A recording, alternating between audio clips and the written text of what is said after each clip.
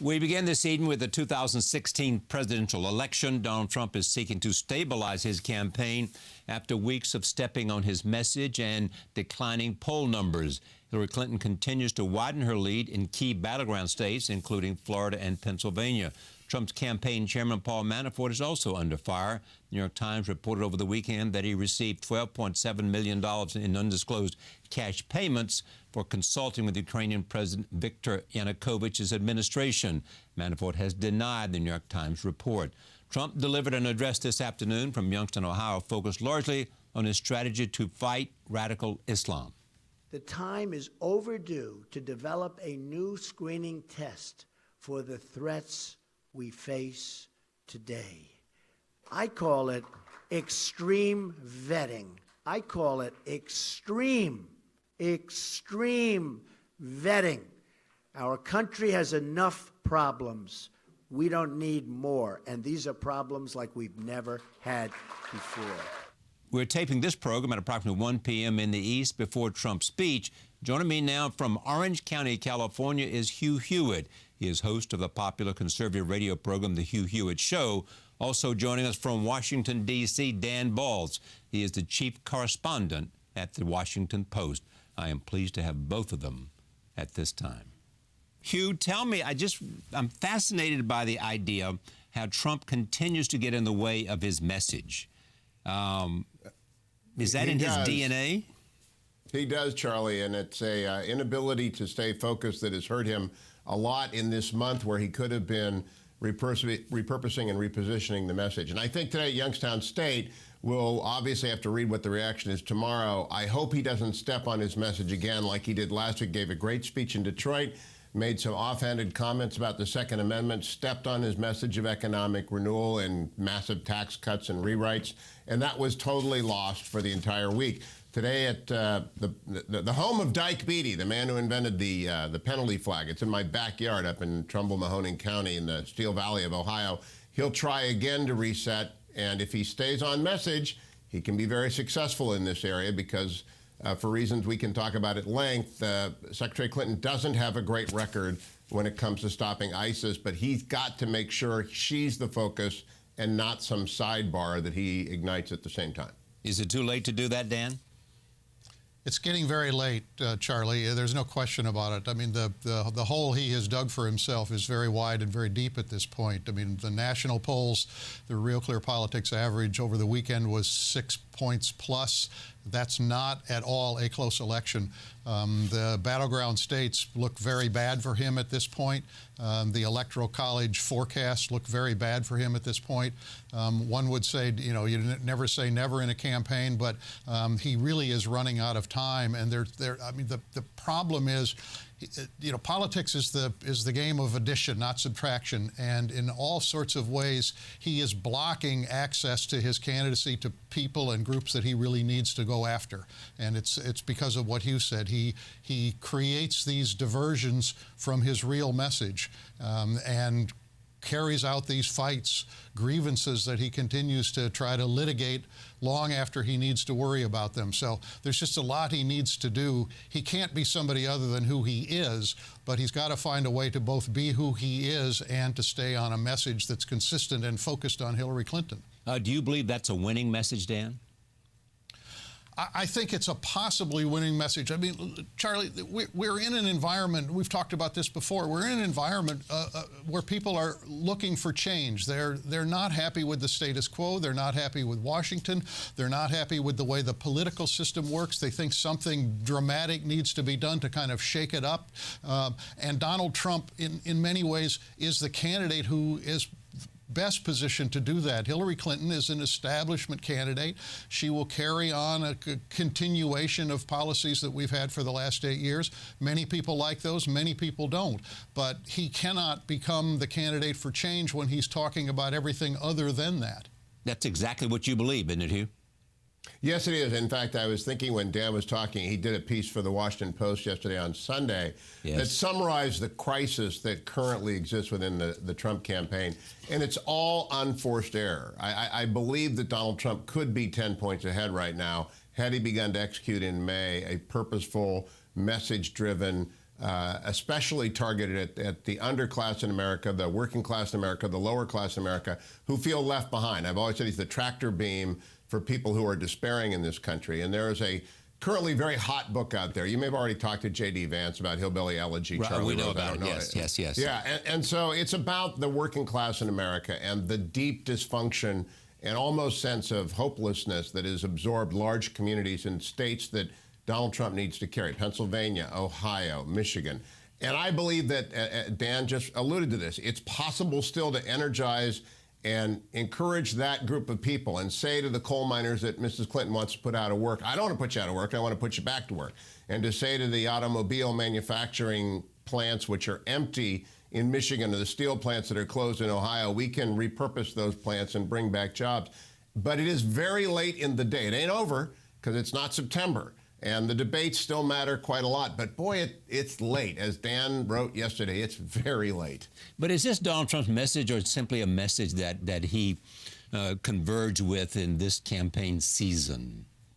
Does he feel the discontent? Does he understand the discontent that those people that you have been speaking about in the last 2 minutes? I think he appropriated it, and I think his 11 years in television, reality television, brings him into touch with a lot of people who are eager to succeed in finding barriers in their way. And he is much a populist kind of figure in the way that famous populists have been before. They're not living a populist lifestyle. They're not of the people, but they're very much in touch with the people. I'd also point out, and interesting if Dan has noticed this, Marco Rubio is far ahead in Florida. Rob Portman is far ahead in Ohio. Pat Toomey's neck and neck in Pennsylvania. The Republicans aren't getting blown out. There are organization structures in these states that Trump can harness to his advantage if he chooses to do so, if he makes some appointments and makes some gestures that way. But it's up to him. Dan, do you agree?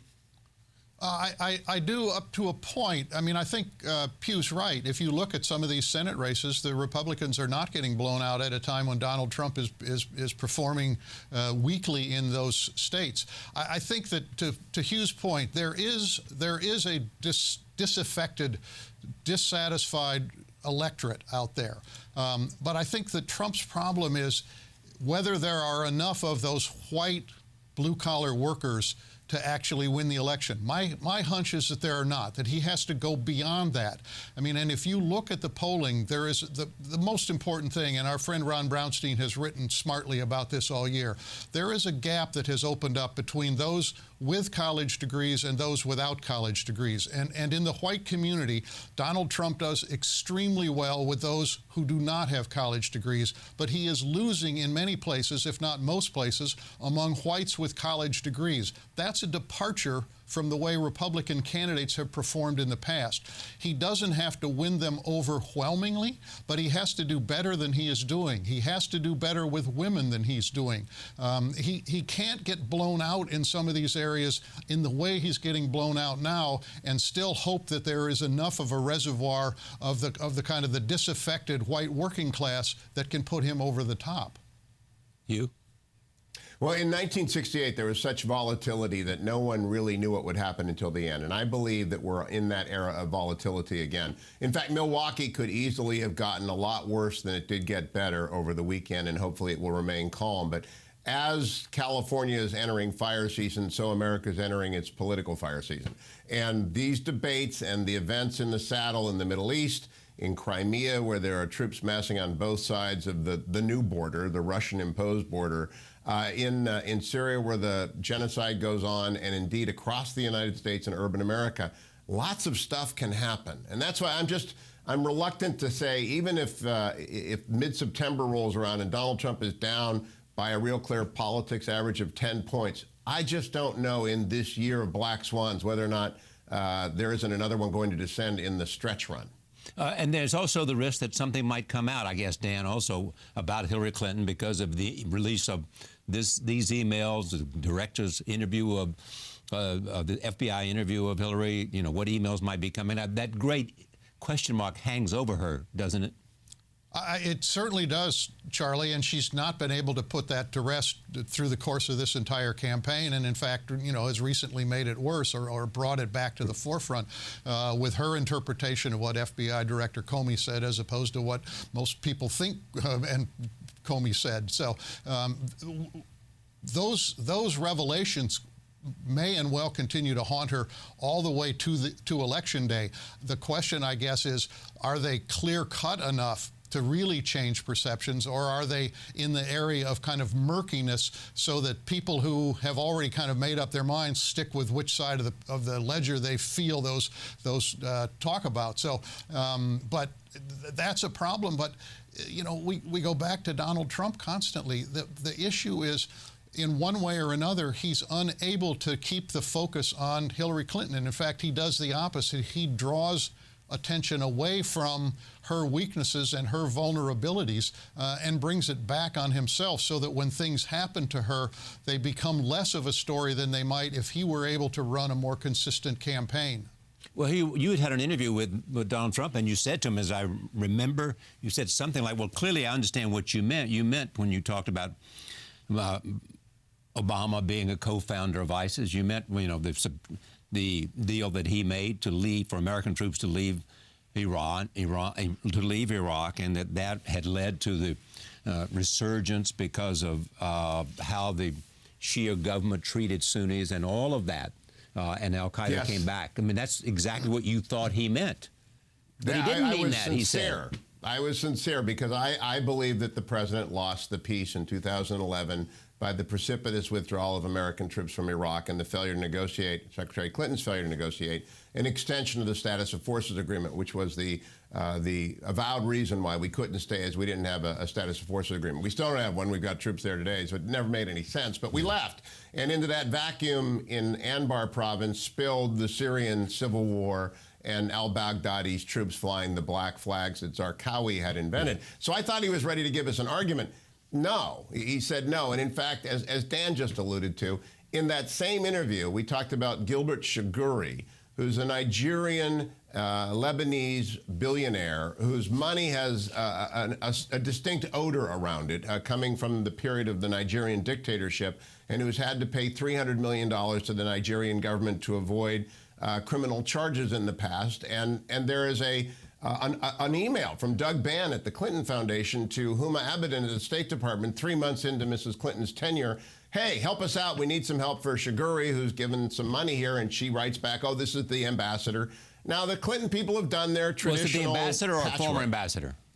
I think it was the current ambassador that Huma Abedin offered to intervene with. But the former ambassador now has stepped forward and said, I never got the call. I didn't do anything. So they've done some repair. Nevertheless, what Donald Trump ought to have done all last week is not yell at the New York Times or the Washington Post, but speak the name Gilbert Shiguri again and again and again, and bait the trap for the media not to investigate himself or his press approach, which I've argued with him is counterproductive and not in the American tradition, but instead he put the attention back on himself, not on Mrs. Clinton. It's just a mistake. It's 101, campaign 101, not executed well. So one more time, as we've all asked 1,000 times, why does he do it?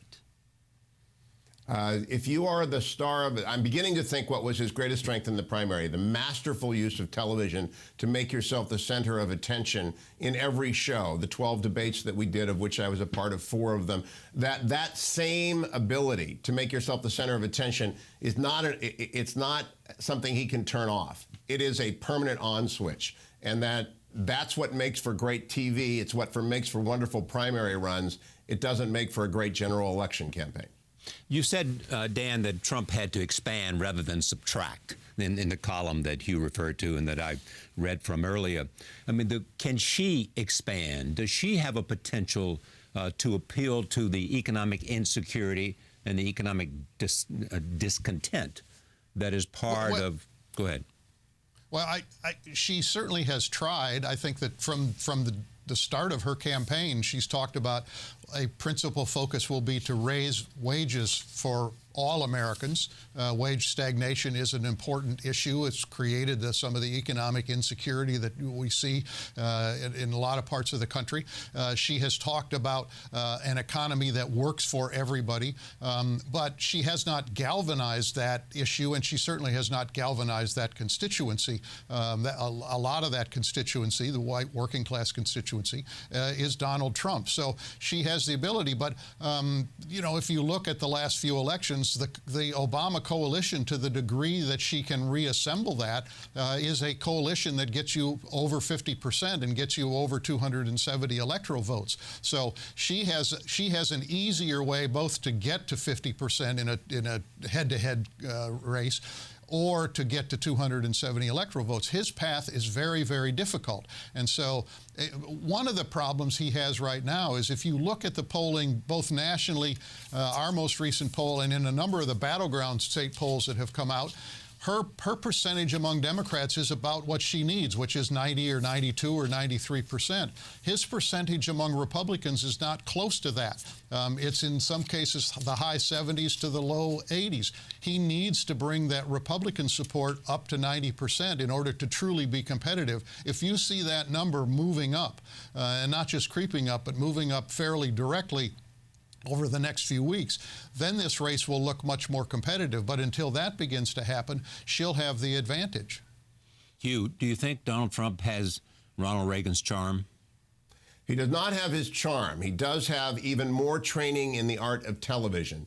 And I believe there's a good chance that Secretary Clinton will not debate, because her lead is so substantial that whatever knock she'd get for refusing to do so is not equal to the risk of Donald Trump using his very well-documented TV chops. And we saw him in the debates do this time and time again, via attacks on moderators, via attacks on candidates, via speaking directly to camera. I don't see the upside for her in debating him, so we'll have to wait and see. But Reagan used those opportunities. I think Donald Trump will as well. Can you imagine that she could get away with that, Dan?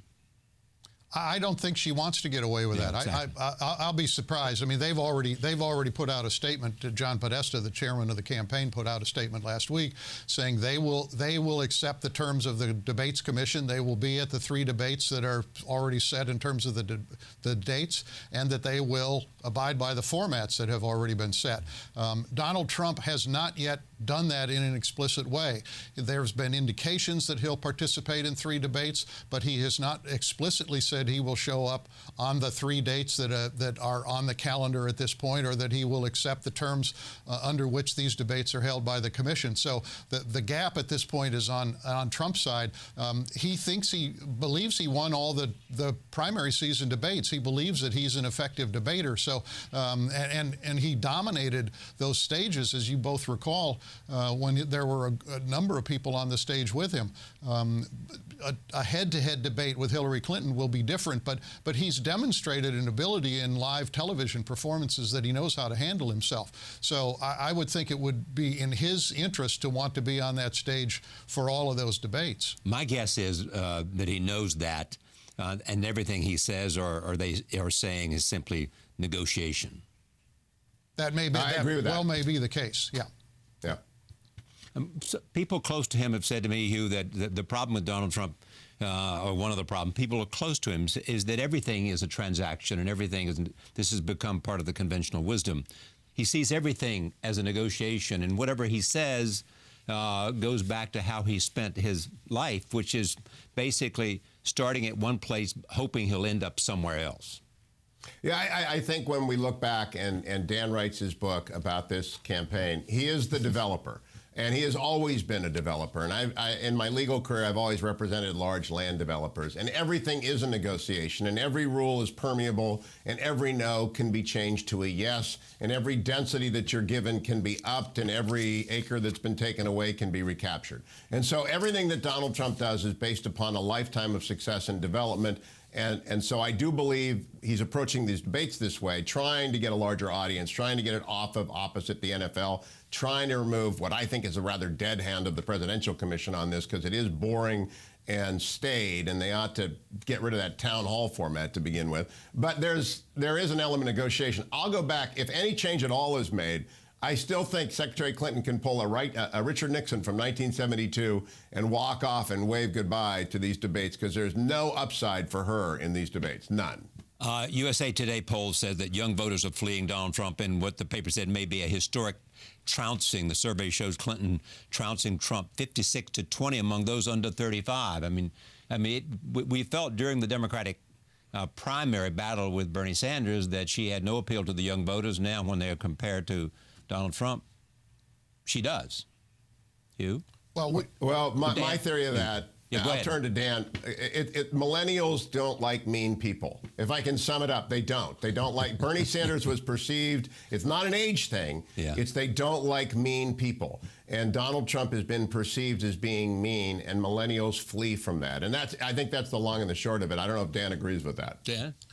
I do. We did a long piece that Phil Rucker anchored over the weekend, and there were a number of us who were out around the country last week talking to young voters.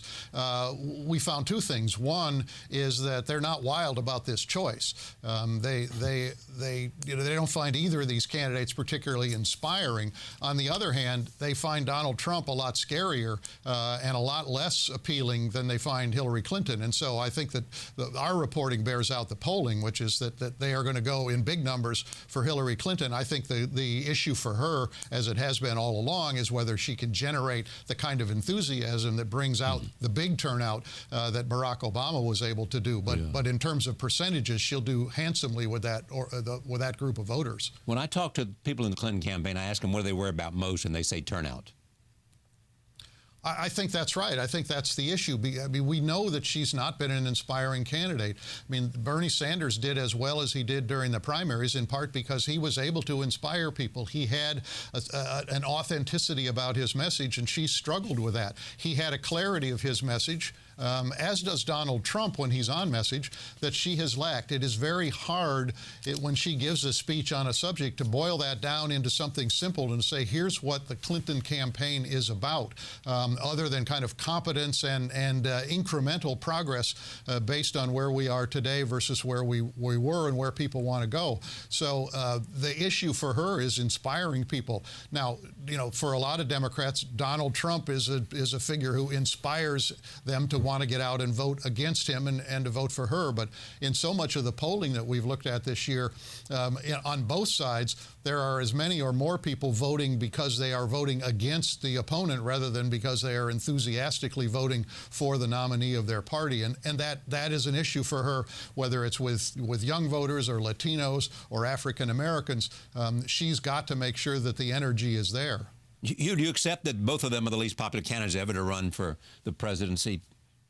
Oh, I do. The voter misery index, which I borrowed from Ronald Reagan and changed a little bit, adds the negatives of the two candidates. And they are running away with the voter misery index the way the Ledecky ran away with every one of her heats in the Olympics. They are the least liked, Batman and Robin of American politics ever. See, I was waiting for you to either connect this to literature or to film, and you've connected it to the Olympics. To sports. What's your take on Trump and Putin? Hugh? I believe that Vladimir Putin is so far ahead of most Americans of both parties when it comes to playing the grand game, the great game. I remember interviewing Vice President Cheney not once but twice and asking him about Putin. He said, when I looked in his eyes, I saw a KGB colonel. And so the KGB colonel has got Russian doll within Russian doll within Russian doll. And if people think he wants Trump to win, he probably wants Hillary to win. And if people think he wants Hillary to win, he probably wants Trump to win. And most of all, he's playing on a European chess game, and he's winning everywhere. He's winning in Crimea. He is winning in Moldova. He is winning in Estonia, leading pressure on the Baltic republics. Putin is winning. And what he wants to do to American politics is interfere and meddle. And we ought to be concerned about that. I just don't know that we know what his game plan is. And I would be the last person to presume to say I have any idea what this KGB expert is up to. And well, you know what Bob Gates said? Bob Gates said he saw a stone cold killer when he looked into his eyes. Dan, what's your take on Paul Manafort in today's New York Times story? Well, it's a damaging story, though to be fair to him, he has denied it. He said, I've never taken any cash. I've never taken off-the-books payments. I never worked for either the government of Ukraine or the government of Russia. But, you know, we know he operated there. We know the history of that. We know, as Hugh said, that American consultants are in a lot of places overseas, and the question is on which side are you operating and for what kind of candidate are you operating? I think this is one of these issues that will continue continue to kind of be out there surrounding him, and particularly because of the way Donald Trump seemingly has related to Vladimir Putin. Putin said nice things about him, and Trump's MO is that if people say nice things about him, he says nice things about them. And, you know, so it has created an aura that there is a coziness there, particularly between Trump and Putin. I take Hugh's point. I have no idea what Putin's real game is, and wouldn't pretend to suggest that I do. But Trump and now Manafort have gotten themselves wrapped up into a situation in which they have to explain or deny or try to put this to rest, and it's pretty hard when these kinds of stories keep coming out. You know, Charlie, there was an old Roman ruler named Sulla. He was Julius Caesar before Caesar, and I've said this on air before. On his tomb is the saying, "No friend has done me a favor, nor enemy an injury that I have not repaid in full." And what Dan just referred to, Trump reacts very much that way, the Sulla reflex. If you say nice things about him, he likes you. I brought up Mary Catherine Ham to him last week as a potential debate moderator, since she did so well in the in one of the debates. And he said, "Oh, no, she doesn't say nice things about me. She's off the list." Mary Catherine's a conservative. I don't think Hillary Clinton would be accepting Mary Catherine Ham, but I was surprised to learn Donald Trump. But that is his MO. It's very personal. Politics is very personal with him. And then there's the income tax returns. Well, look, I asked him in February of 2015, would you release them? And he said he would. And I talked to him about the number of years in which he would release them. And he said he'd go back, what's the norm, 1, 2, 3. And we talked as though it was a fait accompli. I do not believe in February of 15 he thought he would be looking at September of 16 and with the expectation that he would actually have to release them. He's not going to release them. That's not happening. And you know what? It probably doesn't matter to 99.9% of the American public. What matters to them is, you know, our friend Matt Dowd has said often, and I'm sure Dan has heard him say this, who understands me better? The American voter goes in and says, who gets me? Who knows where I am? Who cares about me?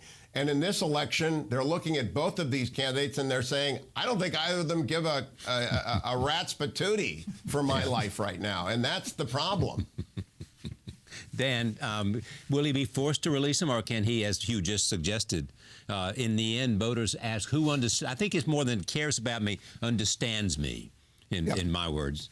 Well, on the tax returns, Charlie, I think he's made a calculation that exactly. Hugh is correct, that he does not have to release him and that most people won't care. I think the issue is what is there that he doesn't want to release? But the second is, what does that tell us about what kind of presidency he would operate? Would he operate under the norms we expect of a president in terms of transparency, or would he not? And I think that's a question that goes beyond the issue of the tax returns. You agree with that, Hugh? I mean, he obviously has something. He obviously has something to hide, does he not? And what is your speculation as to what he might have to hide in those tax returns? Is it some relationship with somebody, or is it how much money he reported, or how many charitable deductions he took, or something like that?